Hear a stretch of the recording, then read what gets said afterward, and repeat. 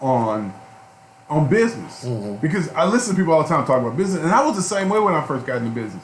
I just thought to do business, man, you just get you an idea and get busy. I never knew all the back office stuff. I never knew about setting up a corporation. Right. All the back office stuff. That's the big deal. And I never knew, how you get money and business plans and projections and pro formas. I mean, you got a ton of stuff out there you got to know, right? And unfortunately, we don't always know it. And so it's rough. It's rough setting up a business, and especially when you never had a business course. So we have the SCORE, the Society for the Retired Executive, something. Yeah. Why don't we have a black one? In fact, more importantly, why don't we have a black Chamber of Commerce? I told you, Angela Donahue, she had one set up at one point. Maybe your ears are clogged. You didn't answer my question. Why don't I need to give you sign language? We have that's present tense a black Chamber of Commerce. You are dirty. You dirty. Honestly, man, I have no idea. Honestly, I don't have any idea. So, because here's why it's important.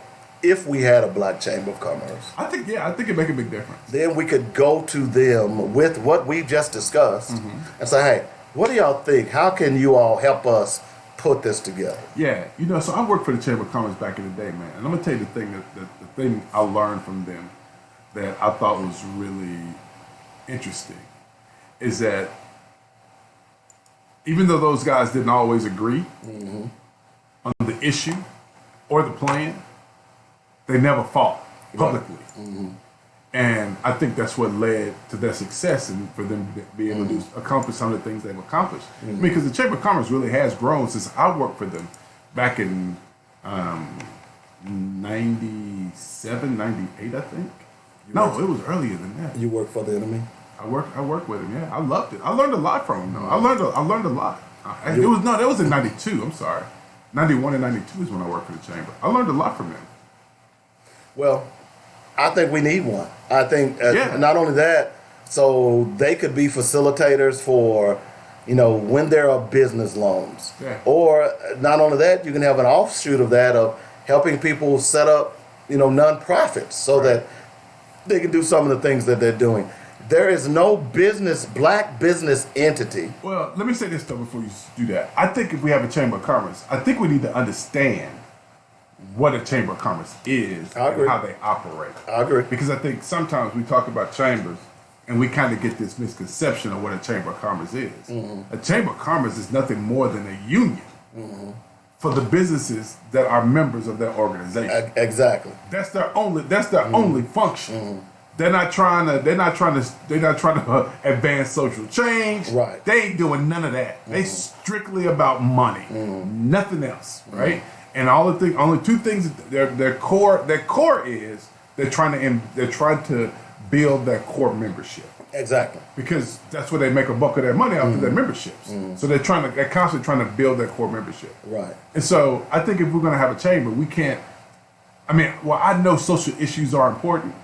We have to have a chamber that is devoid of social issues. So when it behoove, it's hard unless it's in the best interest of the chamber, then you get involved. So you're because anytime you're trying to help businesses develop black businesses, that's in your best interest. Well, let me tell you why. Well, hold on. So, unfortunately, I'm starting to learn that there's a distinction between politics and money, right?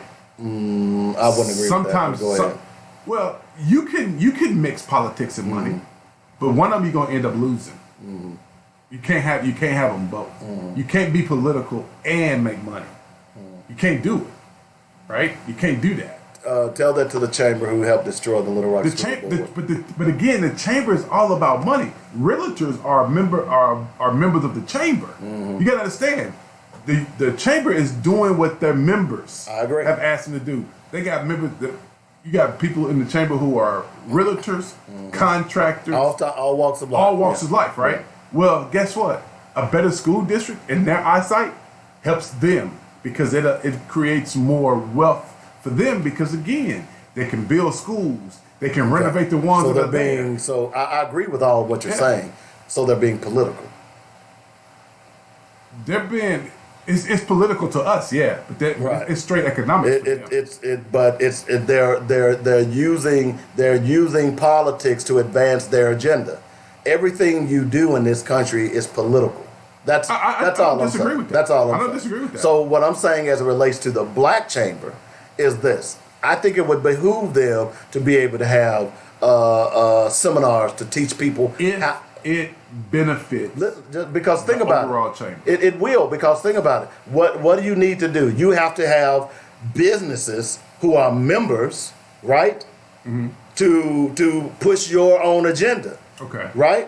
So doesn't it, because there are limited black businesses, wouldn't it behoove a black chamber of commerce to help build black businesses by teaching them about an LLC, by teaching them, having classes about nonprofits? That's what I'm saying. Because of the infancy and what needs to be done for black businesses, then the scope has to be not changed, but altered to some extent. You understand what I'm saying? These folks is on one today. I didn't mean to piss y'all off yesterday. Y'all forgive me? Uh-oh. Yeah, I apologize, y'all. You apologizing again? I'm apologizing. I'm not apologizing for what I said. I'm apologizing that I said it. So, I meant it, but I apologize, y'all. They told us to quit bitching and start our own black chamber. They don't know who they talking to, do they? No, they don't know how we roll. Y'all keep on. Y'all ain't they ready. just, what people don't realize is before you start something, you have to flesh out that idea. Yeah, you definitely have to, And what I'm hoping, because see, here's what happens quite often in our community, and I respect what that person just said. You meet me on the corner in about an hour, I'm gonna whoop your ass. No, I'm just kidding. But quite often, we want the same people to do everything. You understand what I'm saying? Yeah. And the same people can't do everything. No. So what we need is for you to say, hey, that's a great idea. Right. I was listening to John and Bob today.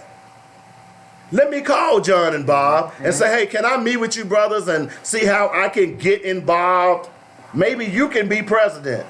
Maybe you can lead the charge, and John and Bob can help you along the way, so John and Bob can continue doing what they're doing. Well, that's why I give a big shout out to my girl, Davita. Davita, she putting together this project because, me and her been talking about kids being behind in the black community in respect to technology for a while. So Davita's putting together this program that hopefully will get started, hopefully this year or early next year. Is it a nonprofit? Yeah, it's a nonprofit. She already has a 501c3. Getting ready to get it all set up.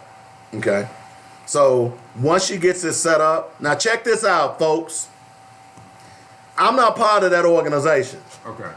But when she gets it set up, all right, have her to holler at me and I'll help her write a grant. My dog. That's what's up. Okay. That's what's up. I can't.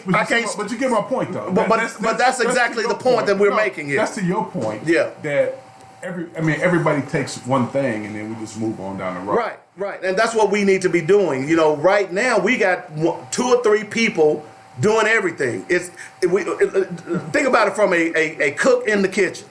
The cook is waiting tables. Yeah. He's the bus boy. You got folks hot day. They said you want to meet on 15th or 14th. You got folks hot, boy. She said 14th or 15th. Which one? Hey, it don't matter. I tell you what, you just come on. and bring your lunch, because it's gonna be an all-day sucker. Y'all too slow for me. I gotta pull up on but this is what we have to do is that, see, I say all the time, and we know it, there is enough knowledge in the black community, whereas that we can get this done. You know what I'm saying? Right. It's just a matter of everybody's got to pull their load. Well, you got to contribute. You can't expect Robert and David to do everything. Your boy Chris James, who was here Friday, he said something that I thought was relevant, right? He said not everybody's a king. Right. Not everybody's a queen. Some folks are peasants. Right. And so some people we have to help people find their lane. And that's my point. You know? And unfortunately, a lot of people don't know where they are. I mean, Davita, of course, already knew. Davita, of course, has been doing stuff forever, right? She had been putting together programs forever. But the thing was, it's kind of hard when we don't have any support. You know, we do all the legwork and we don't have anybody to come behind us and say, all right, check this out. I need this, or this now. Can you help me? And I go, oh yeah, I'm gonna help you. Call me Tuesday. Then you call them Tuesday, and they say call them back next week. Oh, you don't get the voicemail on Tuesday? Well, no, they'll answer the phone, but tell you to call them back. I mean, there's an ongoing process when it comes to us dealing with other people, because I think people make us promises and then realize they can't follow through, right? And so what happens then is, instead of just saying, hey, you know what, I thought I could get this done, but I can't, and let's see if we can find somebody else. Like if I went to somebody and they called me, I'd send them to you. I mean, I sent a guy to you the other day who said he wanted to see his kid. I said, well, if you want to see your kid, man, that's something I don't know anything about that. But reach out to Dave, right? And so, I mean, it's all about, for me, it's all about being able to reach out to people and having people around you who can do things, because it makes y'all all better. Oh, I totally agree with you. And that's what and then maybe you can't do it. Let's say, for instance, you say, hey, man, I'll give you $50 for that. Yeah. Okay. And I come to you that day, when the $50 due, and you say, oh man, I wanted to give you 50, but I can't give you 50. You know what I'm gonna say to you? What can you do? Right. Yeah. You see what I'm saying? Because we all can do something. Right. You see, even if it's $10, okay, bro, I'll take the 10. You know, because it's going to a good cause. My whole point in talking about this is that we've got to start developing an attitude. We always want to holler that we're the village. It takes a village. Well, we sure as hell don't act like a damn village. Right. You know what I'm saying? It's all good to have all these nice sayings that make you feel good and all buttery on the inside. But where's your action? And if everybody does a little, we can do a lot in our community. And that's all I'm saying. For instance, that program Davita has put together, she's going to need funding. Where's she going to get her funding from? Yeah. So guess what? What if you committed and you told your friend to commit $5 a month to Davita, okay? Or any program for that matter. Now, that might not be a lot of money in the singular $5. Right. But if you got 25 people doing that a month, you see how that adds up? Yeah, it adds up, no doubt. I agree. We have to start understanding that we have to take control of our own destiny. No one is going to do it for us. And for whatever reasons, we've decided, or we've allowed them to say, or at least keep us from realizing what our destiny is all about. Yeah, I think that's important. 855-525-5683 is the number. That's how you get in touch with Dave Coleman in the house. And it's Robert's fault that he keeps knocking down the phone. I'm going to have to get him a set of bongo drums. So let me do it like that. Oh, it's in here. Oh, okay. There we go. Oh, all right. They can see you better now. So yeah, they can see my pot belly. I'm starting my swimming lessons today. They can see your pretty face. You know. Yeah, man, you had lost weight, man. What happened, dog? Hey. Did you take some steroids or something for a little while? Well, I was on steroids, and then my legs started hurting, and I couldn't work out. But I'm getting ready. So where you going swimming at? Gym daily. So you got to take your clothes to swim? I can't take my clothes off, dog. All this don't look good in the public like that. Can I keep on my shirt? Can I buy one? Like, you know, back in the day they used to wear them like them. The men used to wear like the onesies. We'll be back. The whole thing. Can I wear that, man? Yeah, you can. the Jeffro swimming trunks. The Jeffro, that's it right there.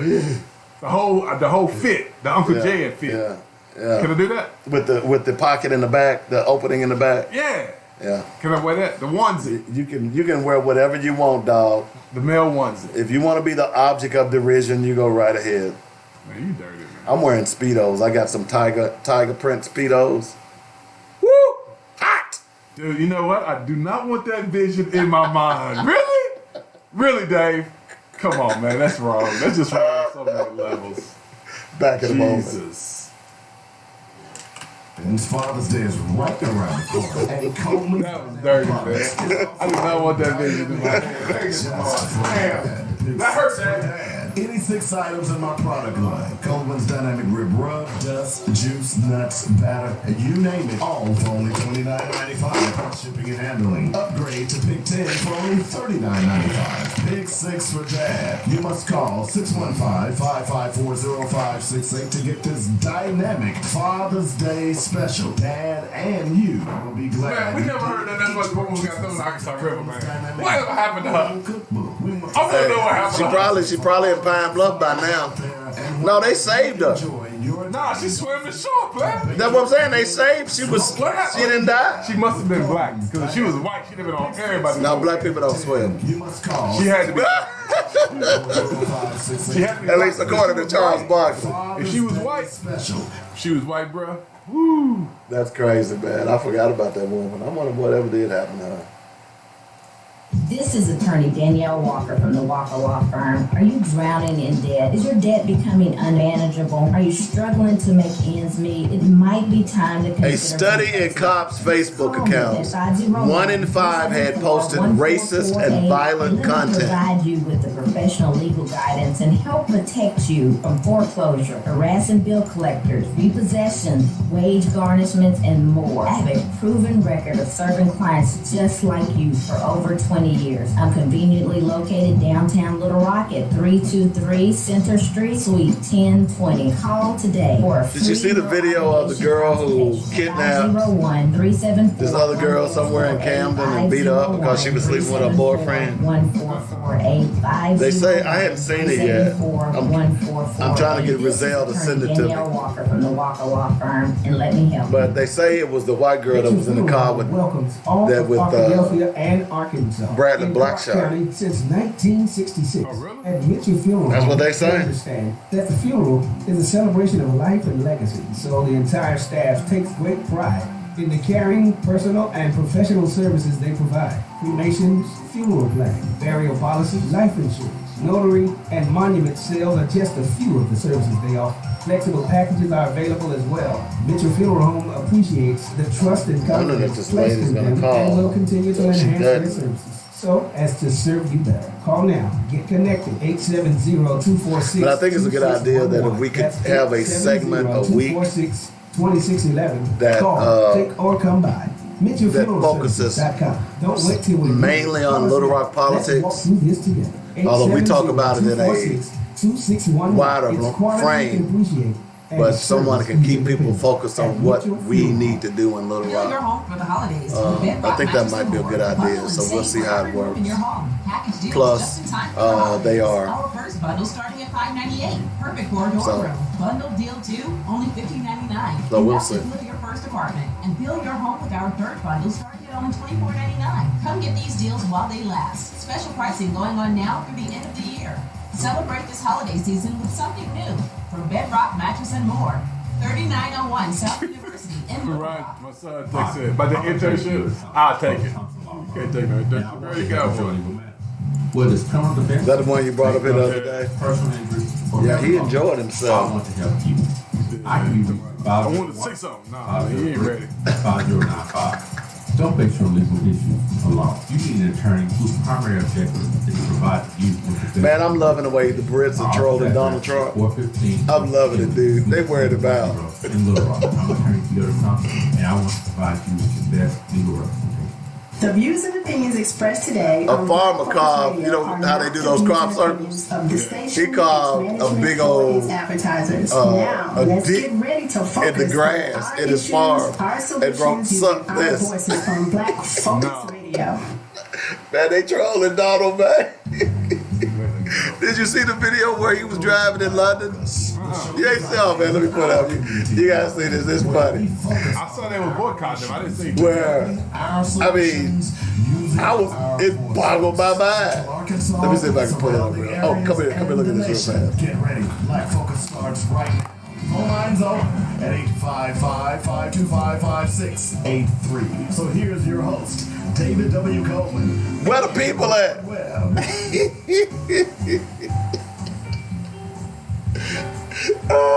Ain't nobody out there, man. So, And then he gets in the press conference this morning, yesterday, talking about how people were waving their flags and stuff at him.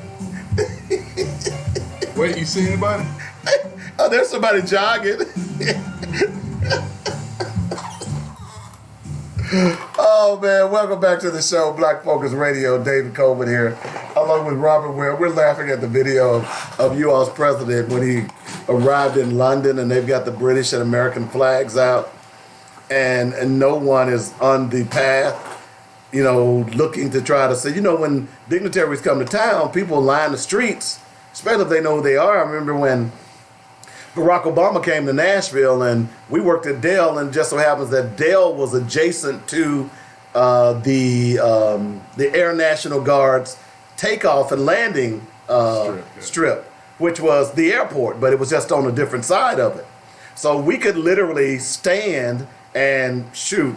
I guess Air Force One was maybe from where we sit today to where the Easy Mart is down on the corner. Okay. It was just a street that separated us. Yeah.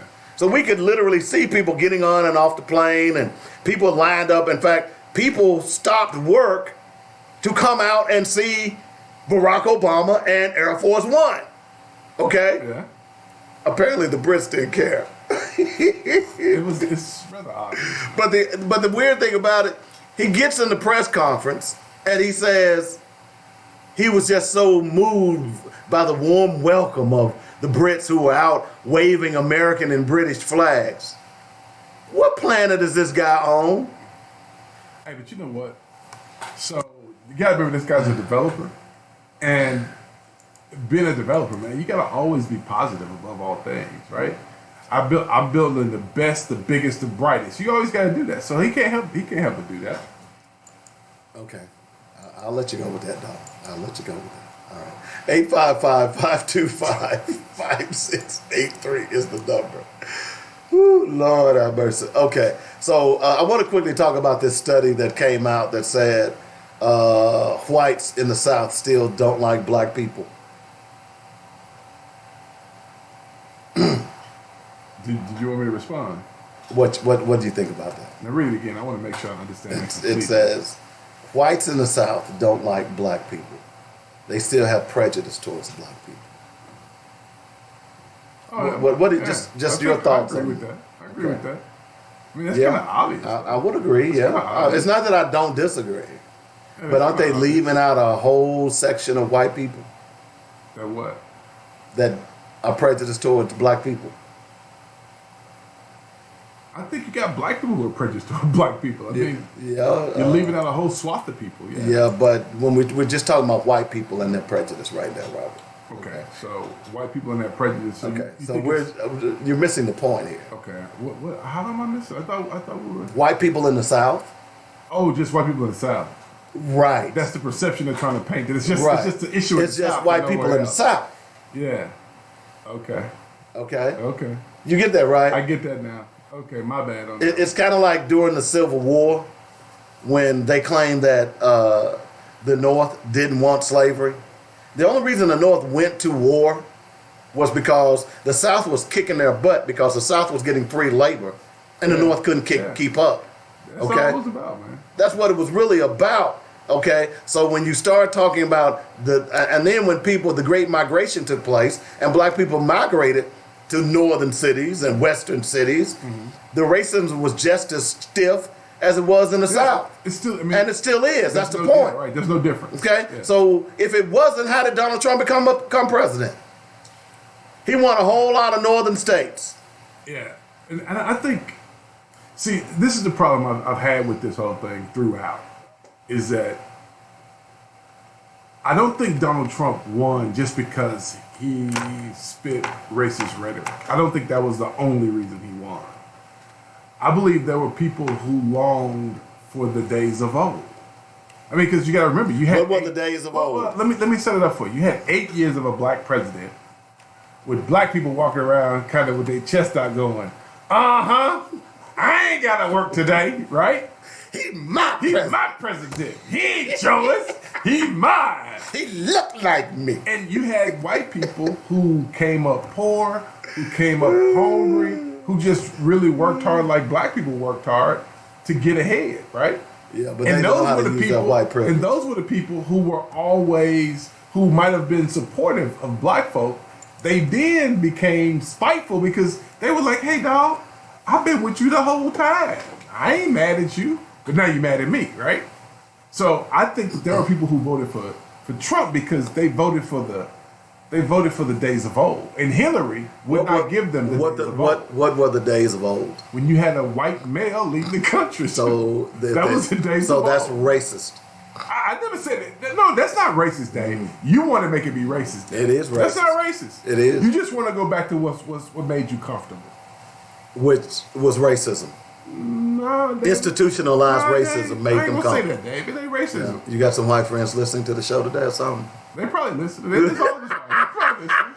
I got a lot of white friends who are Republicans, but the thing is, I'm gonna be honest. I fired just about all my white Republican friends. well, you know what? I'm lucky, man. I got my white friends are pretty rational, and plus, even if my white friends aren't rational, and not because they're Republican. I don't knock them for that because I say the same to some degree. You could say that I'm a black. Some people will consider me to be a black racist. There's no such thing. But they would consider me to be a black racist. They would be, but it's not true. You can't be anything that does not exist. That's like a unicorn. Right. That's why when people say, I hear a unicorn. Oh, really? But I'm going to tell you something I love about white people, right? White people are funny, man. So, you know all the stuff I say, right? Mm-hmm. And the same way I talk to you, the same way I talk on the radio show, it's the same way I talk to them. Mm-hmm. And you would think that I wouldn't have a lot of white friends. Mm-hmm. But they're still my friends. I don't know why. But you know why? Thank y'all. I appreciate y'all. You know why? No, I don't. Because the ones that are still my friends, and I think, I'm going to speak from my perspective, they respect you because you speak your mind and they know you're speaking truth. You see? That could be true. You see what I'm saying? Yeah. Those white folks that don't want to accept facts, those are the ones that's problematic. Okay? Yeah. But the ones who, I was going to say, I've got white friends who are Republicans, and we're still friends, but they understand who I am, respect who I am, may not agree with everything I say. Look, I've said over and over again, my best friend in college was a white guy. He's a Republican. Yeah. Periodically, he'll be on my feed. He'll listen to the show. Okay? So those are the ones, what is the saying by, we can agree to disagree in love, but where I come down on is when you start disrespecting me based on who I am as a person, my humanity. You see, that's where I draw the line. And quite often, when you read some of these posts, you begin to realize that much of their disagreement with black people comes down to humanity. It doesn't come down to what's right and wrong. Because let me give you an example. When you say a conservative, black people are some of the most conservative people there were. I agree. You see what I'm saying? It wasn't until we started worshiping the gods of the beaten enemy that we started falling into their traps and doing some of the same things that they did. So black people are some of the most conservative. I know where Black Twitter is. It's on my phone. Dude, these people is tripping today. Hey, y'all, pull up off me. I ain't did nothing to y'all. See? Jesus. What you do to them bad. Jesus, man. Yeah. Did they help you out with Black Twitter? Man, they was like, man, I don't even know if I can read this loud. I ain't gonna read this, man. They just cut me up today. Wow. I'm just getting too many, man. Hey, listen, for yesterday, I apologize for saying it, y'all. I admit it, but I apologize for saying it, so y'all pull up off me. But man, that's cold. But I think the thing is that you got white people who they grew up poor too, right? Right. And they feel like because they were white, they don't feel like anybody gave them any breaks. They don't feel that way. Now we don't know it to be true. Okay. We just hold on. Okay. We just automatically insert white privilege because hold on, Dave. They do have white privilege. Hold on, Dave. But the point is these white people say, hey, you know what? I work just as hard as anybody else. Mm-hmm. I put my way through school, paid my way through school. Mm-hmm. I was fortunate to get a job, raise a family, do all this stuff. You got that job. Nobody gave me that opportunity. You got that job over the black man. And part of the reason you got that job because you were white.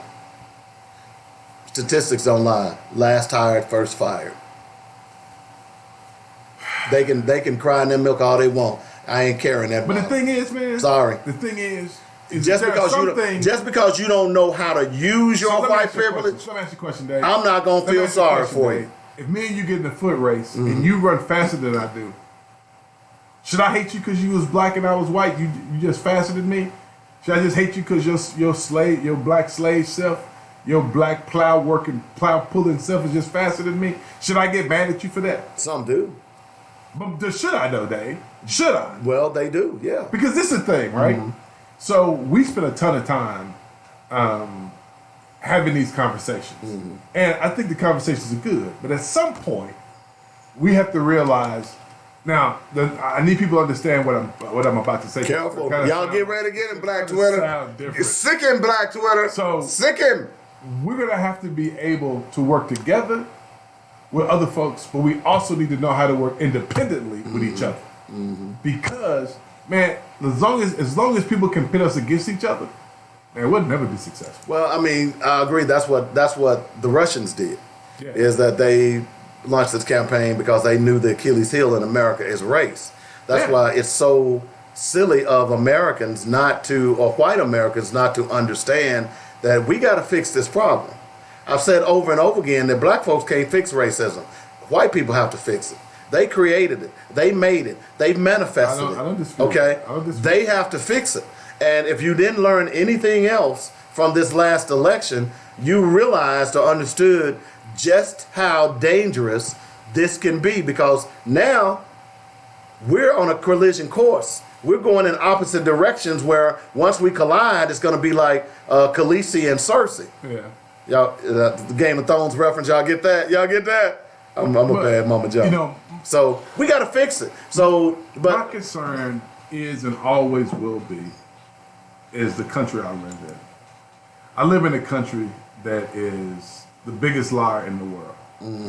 And no one has ever called her out on it. My country talks about freedom while it has denied me mine for years. Yep. Right? Well, but we never have these conversations. I mean, still, my country talks about everybody has the same chance. I don't always disagree with that. Everybody has the same opportunity. I don't know if I always agree with that. I can show you kids in my community who don't have the same opportunity, and that's disheartening. So I think at some point, man, the conversation has to get. We have to have the conversation, and the conversation is who you with.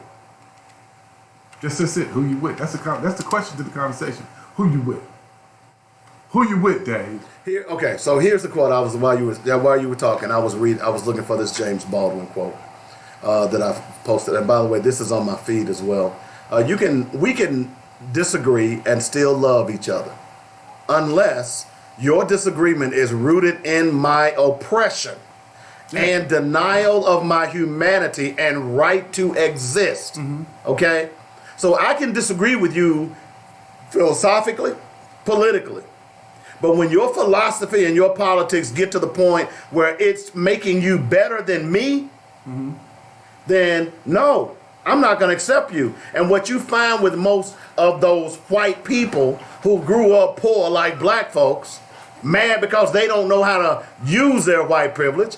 If you're really mad, why are you voting for Donald Trump?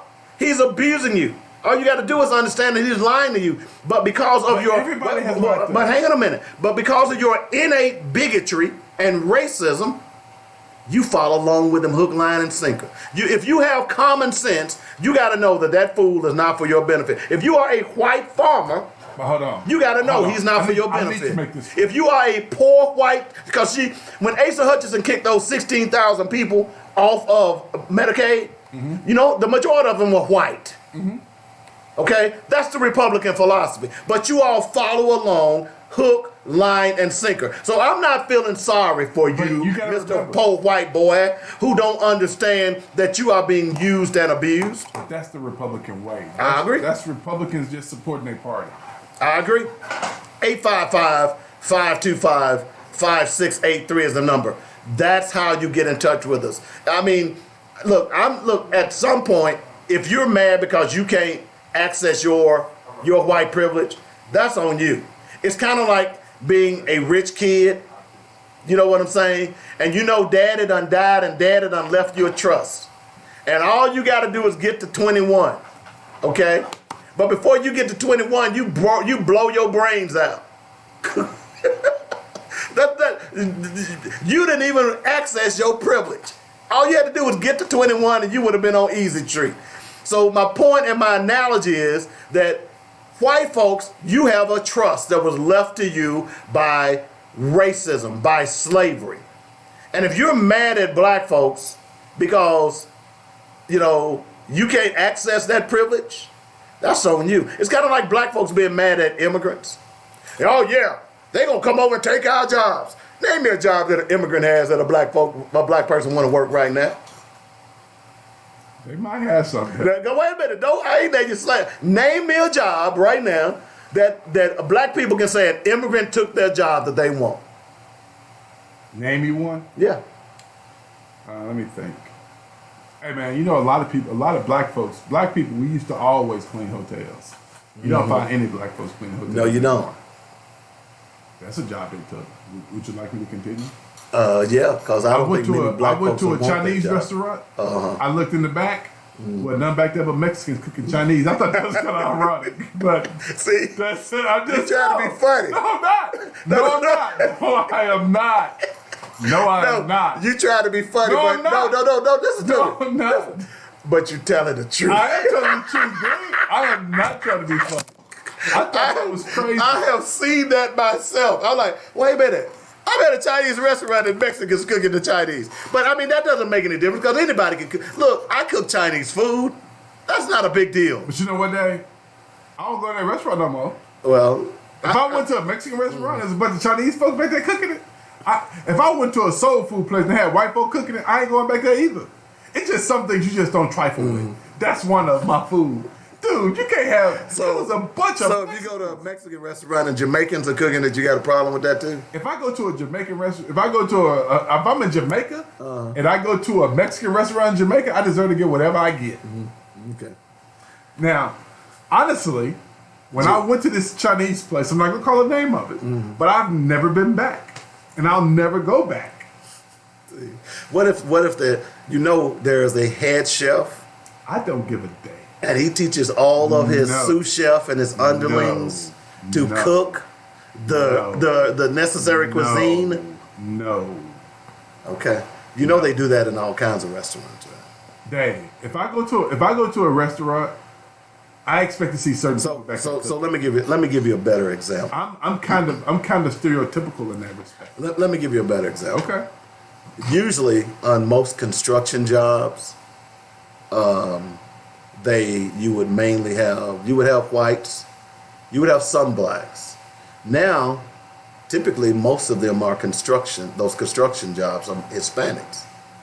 Now, whether they're taking a cheaper wage, I don't know, but here's what I do know in some cases, that they come en masse, they get the job done, and they're gone. Who?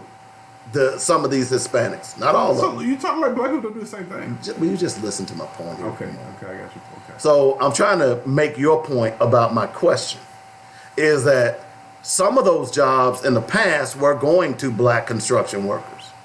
They're now going to Hispanic construction workers. Mm-hmm. So that's an example. I'll give that. But my point being is that most black folks, I ain't standing out there in that sun. I'm black enough as it is. Although you're making $20, I ain't standing out there in that sun. Not all of us feel that way. I'm not saying all of us, but then black people reinforce some negative stereotypes about black folks. Hey, I love my black folk, but I will tell you this now, just so you know. If I go to a daycare and ain't no big fat black woman in there, my kid ain't going to that daycare. That's guaranteed, player. Okay. That's serious, man. I gotta have a big sister. Why does it have to be a big fat black woman? Why did you have to describe her in that vernacular? Obese black woman. Why didn't you just say a healthy sister, a thick healthy sister? black sister. See, she gotta be healthy. Why? And older. So why are you discriminating? Why are you discriminating against young sisters? I know a young sister right now who she's gorgeous, she has to be and older. I think you know her too. She can't be pretty. She's pretty, and she has a great daycare center. My kid ain't going to that daycare center. He ain't gonna be there. Why? She can't be attractive, and she's got to be. Why? Got to be heavy. If she's attractive, she'll keep the little boy's attention. No, I don't want her to keep that attention. Ain't what I need her for. I need her to be a little. I need her to be a little stocky. But why? I mean, I need what? her to be a little stocky. Why? I don't need her to be very attractive, and I need her to have a beautiful scowl. I'm trying to. Because it's important. That's what I need. Okay, you got to give us more than that. Why is that important? Because that's just, to me, that's just the ultimate symbol of blackness, right? That's one of them sisters that'll reach down and pick you up by your neck and be like, Mufasa, I will kill you. That's the sister right there that I want to see at the daycare. But she can also scoop you up and hug you and love you, right? She just got love for you. Smother you too. Yeah. I can't breathe. All good. It's just I'm sorry. I am a stereotypical black man. Kind of like Stacy Edwards. Edwards. Some things. Stacy's kind of attractive, so she wouldn't do it for me. She wouldn't do it for me. But she's thick. Yeah, but she's not. She's got that motherly look. Nah, but she's kind of attractive though. Well, but And plus she got all the teeth. That's problematic. Alrighty then. And Stacey's kind of, like I said, she's kind of attractive. So, But that's why I said I thought Stacey Edwards would make a great vice president. If they put Stacey Edwards on the vice president ticket, black women would have flocked to her. Yeah. Because of what you just said. Yeah. She is that sister though. I mean, but you gotta remember though, every time we think of Big Mama, how we think Big Mama look? Well, most of the women in my family were kind of slim and thin, so. Yeah, see, not in my. We had a big mama, but she was a little mama. You know what I'm saying? Every time I saw a Big Mama, she was really a big She mama. still hit That's you what's upside up. the head with that That's skillet. what's up. You know, with that iron skillet. Ting! You know, but no, I understand what you're saying, but no, I don't know if I want to agree with that, Robert. Oh God, women! I didn't say that she was heavy set. She wasn't attractive. I was waiting. Jesus. I was waiting. I said I don't Black want Twitter her to is be, gonna come for you like a thief in the night. I said I don't need her to be heavy set and pretty.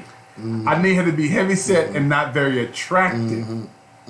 I don't need her to be heavy and cute. That don't do nothing for me. Okay. All right. So And she can't have all her teeth. So let me ask you a question. Okay. So you just spoke about the Chinese restaurant that has Mexicans cooking that you will not go back. I'll never go back to it. So they offended you, right? That's No, they didn't offend me. well, it's an offense in a way. Not really. It's just some things. I'm sorry. I'm stereotypical. Just some things. Okay, I so need to have. it's an offense. Yeah. You know, so let's say, for instance, that you went to a store, you were a big time movie star, and they said that you were stealing. Did you go back to that store? Depends on what store it was. I might have been. No, I'm just kidding. It's hard to have a decent conversation Okay, with Robert. okay. I'm sorry. No, if they said I was stealing, would I go back? So here's why I'm bringing this up. Okay. I'm bringing it up for two reasons. All Okay. right. One, somebody wrote the name Mammy. Mammy. Yeah, exactly. That's what I'm talking about. Latanya, thanks for that. Thank you, T. You know what I'm talking about. But I'm not into hip hop, and we've heard these stories before. By the way, your boo ain't your babysitter. Press going out to the family of Kalia, whose body was found here in Arkansas after this young girl. She had to be 3 or 4 years old. Come to find out that her stepfather or boyfriend was babysitting her, and they believe that he viciously raped her, put her in a garbage bag. They were in Texas, brought her to Arkansas and dropped her body off, and they just found her body, I believe, yesterday here in Arkansas. And the mother allowed him to babysit her daughter. Okay? We've been seeing, I said this last week, and it just hit me, and I meant to bring this up earlier. I've been seeing a lot of these stories, and right off the bat, when you see stories like that, then women want to say, see, these men ain't no good. Well, then, of course, the story comes out about the sister, I believe, the sister in Dallas, who ends up, I believe it was Dallas, who ends up choking the girl to death. Okay? So, my point being is this, all right, is your boo ain't your babysitter. All right. In Why you had to fact, go all gloom on me like that? Man? I was just, having a moment. I'm sorry. I just wanted, but I'm saying that's a good point, though. But we need to start, if we care about our kids, just because you screwing somebody, don't mean that they need to be babysitting your child.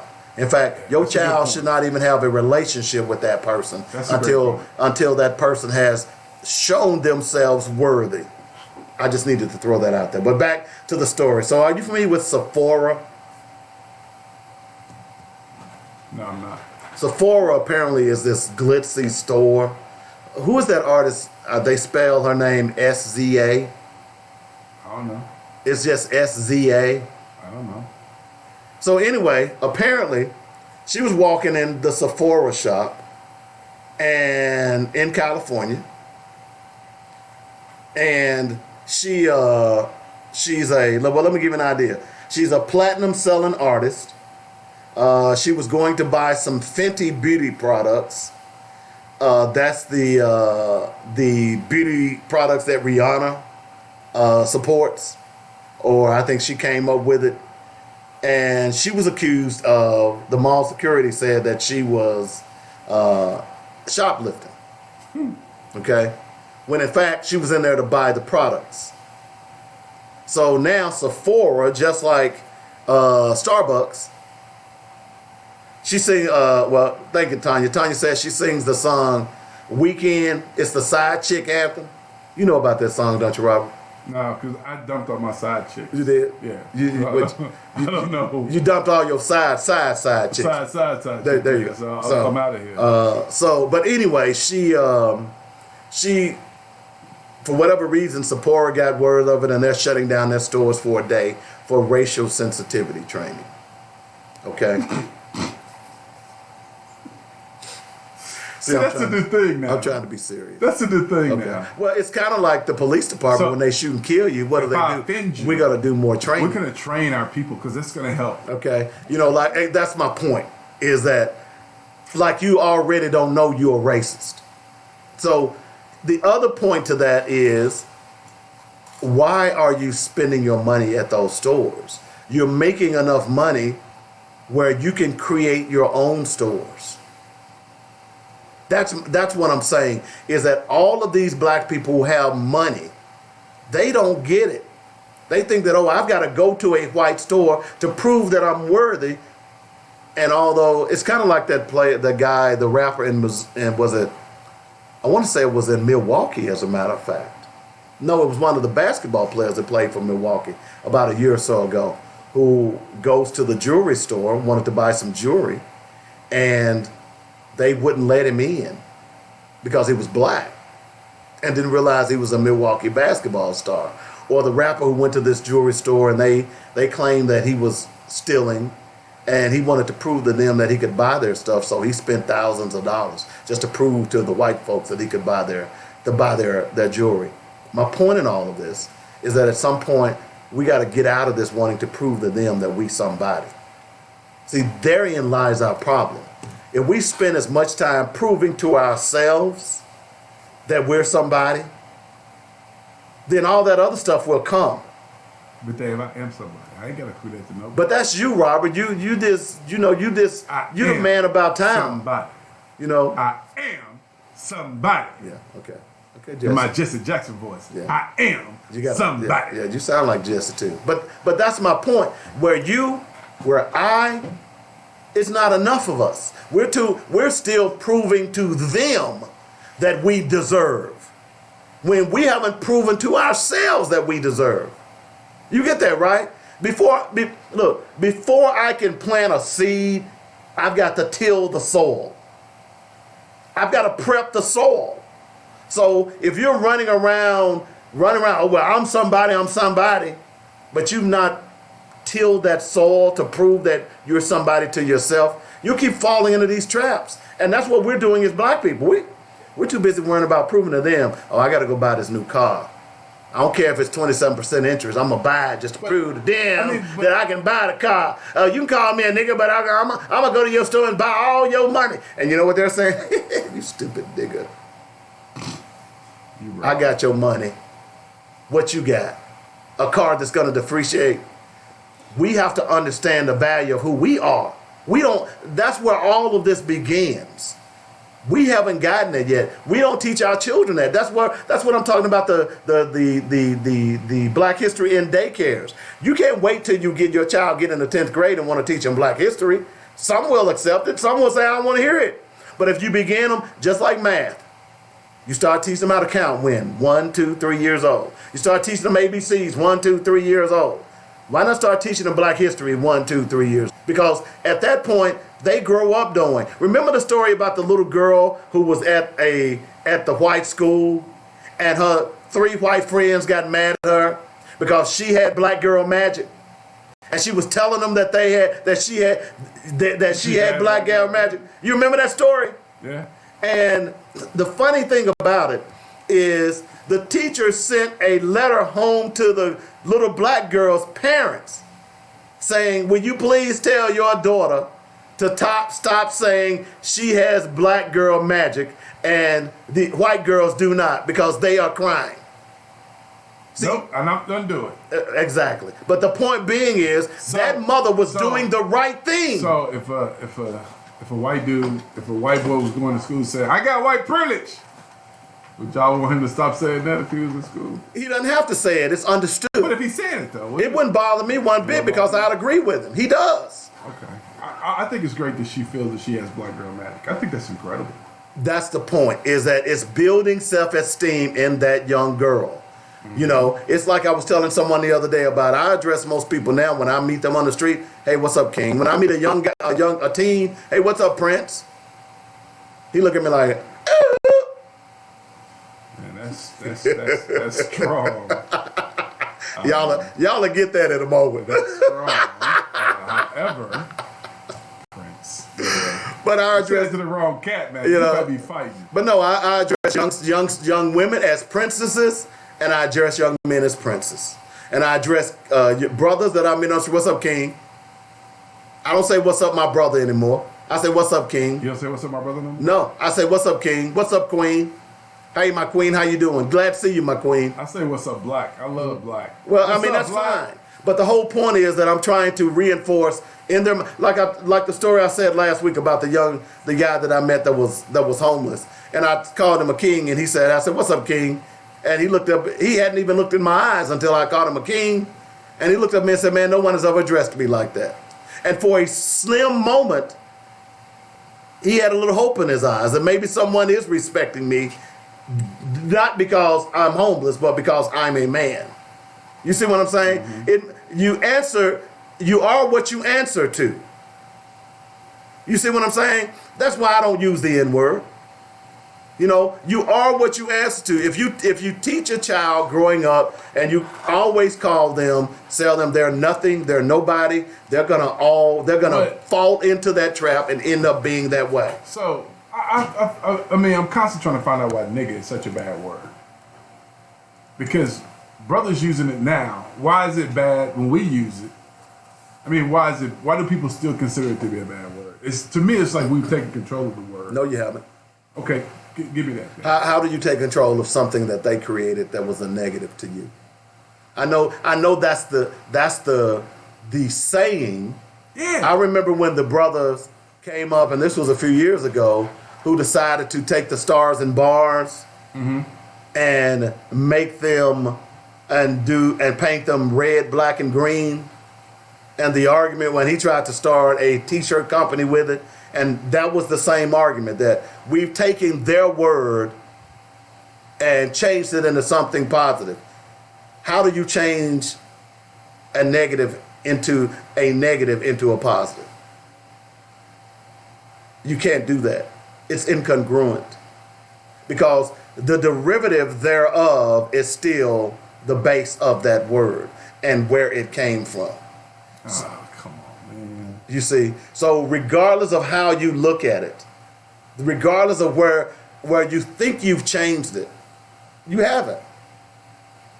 And I know a lot of people still use the word. You know, one of my favorite comics is Richard Pryor. You know, but I'm going to tell you, he was so eloquent. He so eloquently used the word nigga. But if you think about it, it was amazing. Now, he used it strategically. He did. Okay? And that's where when people listen to Pryor don't understand that. And if you listen to some of his interviews, right, he would tell you, he said the use of that word was done strategically in nature to make the point. So, I mean, if there are people out there who want to use it, that's on you. But just think about it for a minute. What would happen if we started referring, it's called a self-fulfilling prophecy. If I put my child in a positive environment, the odds are, and I feed him positive reinforcement, the odds are better that child is going to grow up and be positive. If I put let me be more specific. What if I raise my child in a numbers environment? What are the odds that child is going to grow up understanding numbers? We've seen it happen. But what we have to start understanding is children live what they learn. And if we're not careful on the environment in which you can live in one of the worst areas in the country. But if inside your home it's a positive environment, that child is going to be successful. What we've decided that we're just going to let our children grow up like tumbling tumbleweeds. And unfortunately, that's what they do. They're tumbling tumbleweeds. 855-525-5683 is the number. I want to give a shout out to the Last Poets. The Last Poets, if you are into hip hop, if you are into rap, this is where it all began, millennials. Okay? So I want to play some of this song, and I'll tell you what, I am going to play a little bit from the Last Poets, When the Revolution Comes. And there is profanity in this song, but I want you to get a taste, and we won't play a lot of it, but I want you to get a taste. When they say, oh, brother created the game, no, you didn't. This is where it began. These are the Last Poets. Let me get it set up here. Hang on just a moment. So, I think you'll like this. All right. When the revolution comes. When the revolution comes. When the revolution comes. When the revolution comes. Some of us are What? with chicken No, Michael's here. Michael's on. Come on, Dave. You know how we talk great. The scene with the communion wine and stuff in their back pockets. Things won't be so funny then, and all the junkies will put their nod and wake up when the revolution comes. When the revolution comes, transit cops will be crushed by the trains after losing their guns, and blood will run through the streets of Harlem, drowning anything without substance. When the revolution comes. When the revolution comes.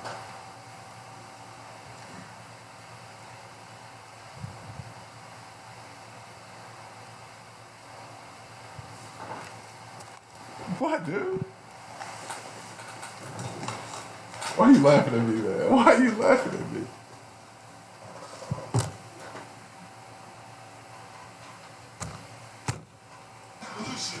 Until y'all willing to eat packs to survive. When the revolution comes, guns and rifles will be taking the place of poems and essays. Black cultural centers will be fought supplying the revolutionaries with food and arms when the revolution comes. When the revolution comes, white death will form the walls of museums and churches, breaking the line that enslaved our mothers. When the revolution comes. When the revolution comes, Jesus Christ is going to be standing on the corner of Lenox Avenue and 126th Street, trying to catch the first things we have our power. When the revolution comes. When the revolution comes, Drew Merchant will give away Marcus of Balls to the Field Convention to anyone they see. Frank Shippen will give away the Apollo to the first person he sees wearing a blue dashiki. When the revolution comes. When the revolution comes, Afros will be trying to straighten their heads,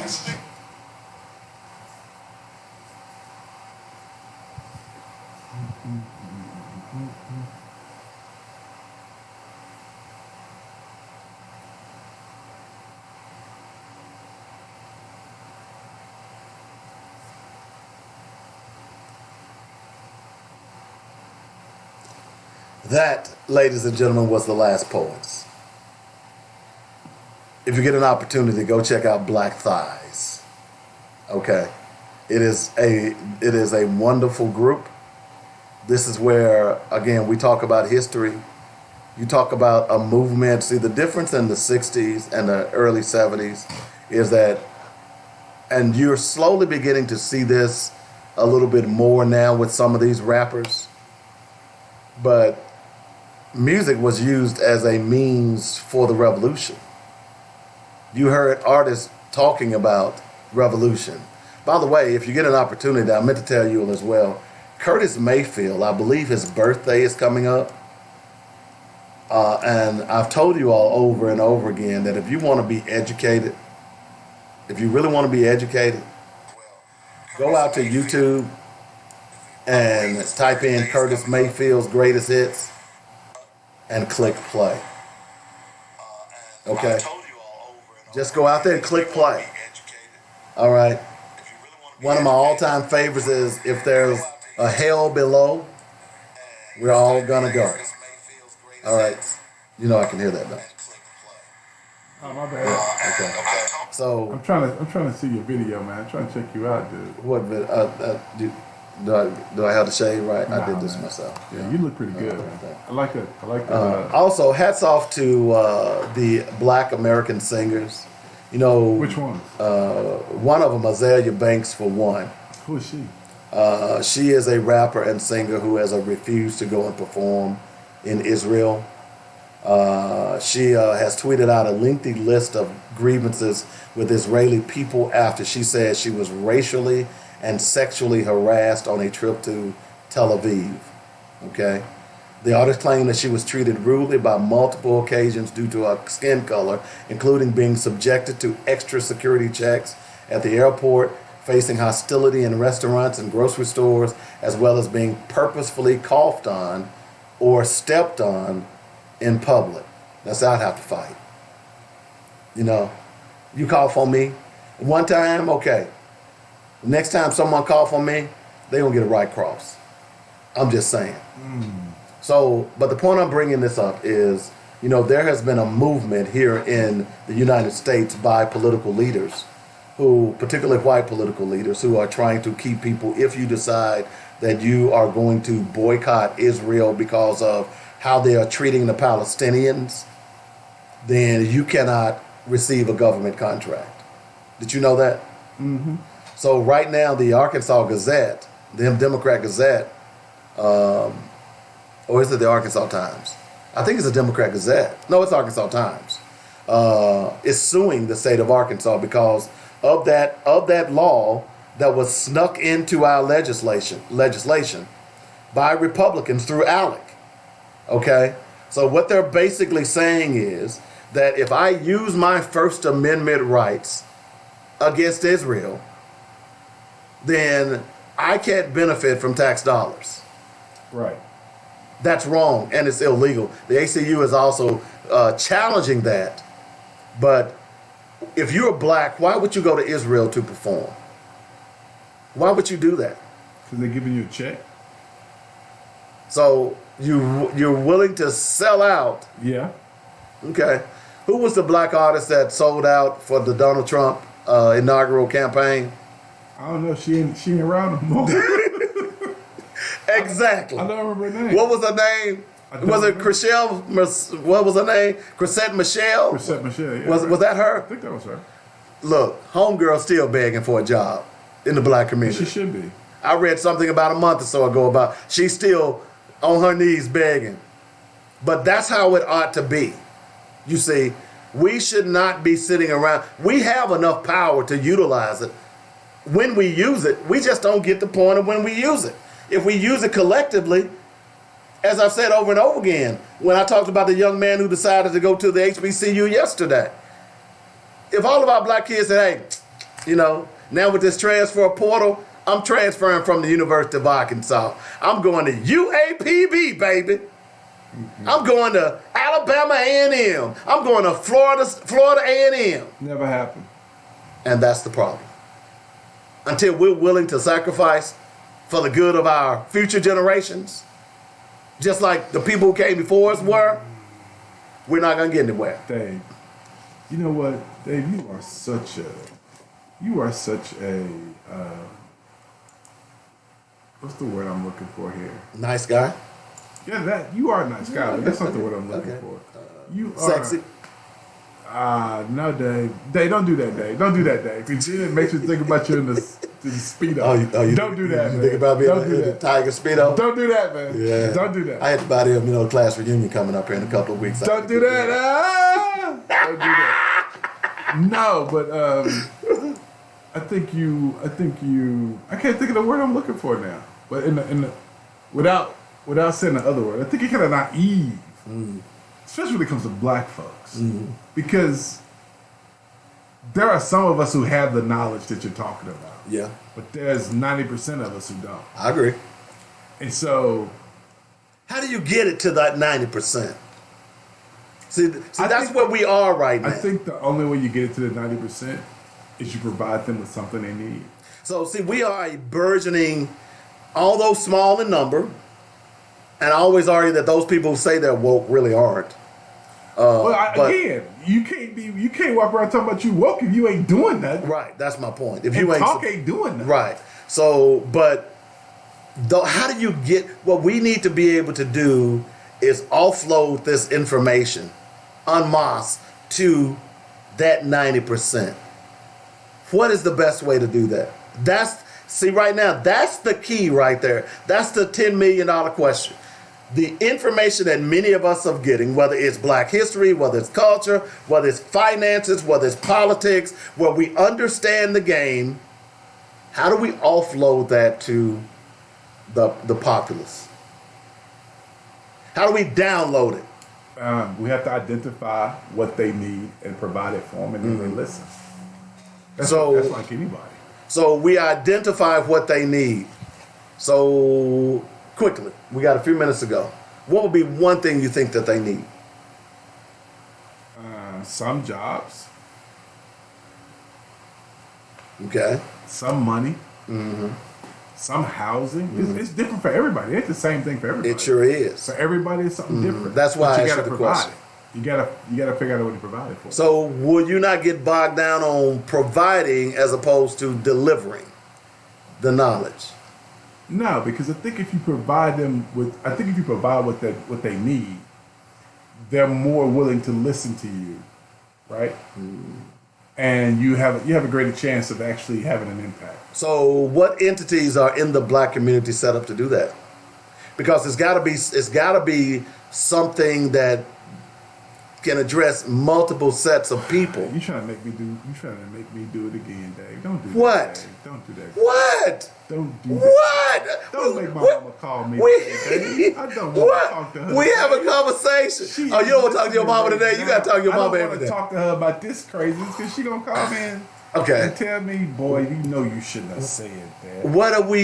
I'm just asking, what are the other entities in the black community? Because if we're going to do this, we've got to be able to get to a lot of people at once. Doing it mouth to mouth ain't working.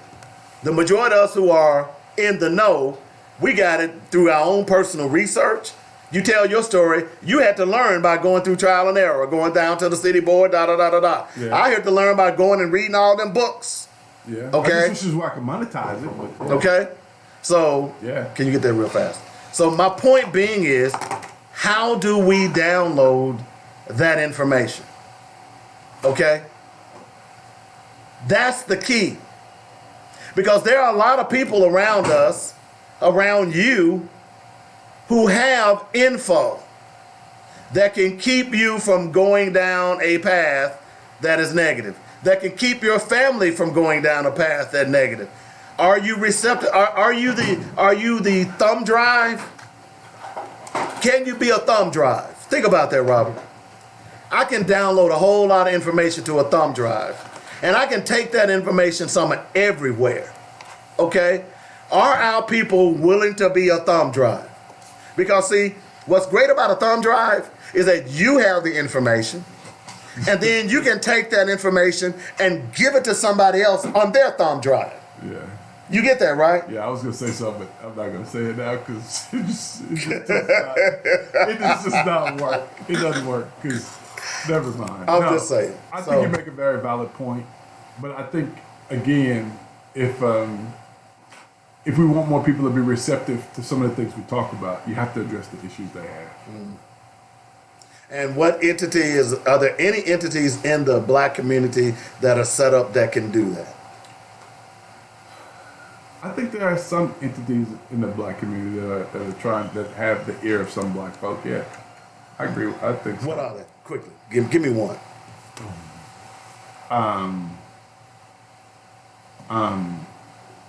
Hezekiah Stewart. I can't think of the name of his place. I can't think of the name of it now. He has a church? Yeah, you know Hezekiah Stewart that does the Watershed. Oh, okay. Watershed has the ear of some people. Is that for black folks? Yeah, it's for black folks. Sure. Goodwill, yeah. Goodwill. Is that for black folks? They say it is. Really? Yeah, Goodwill. What's the other one? Salvation Army. Is that for black folks? They say it is.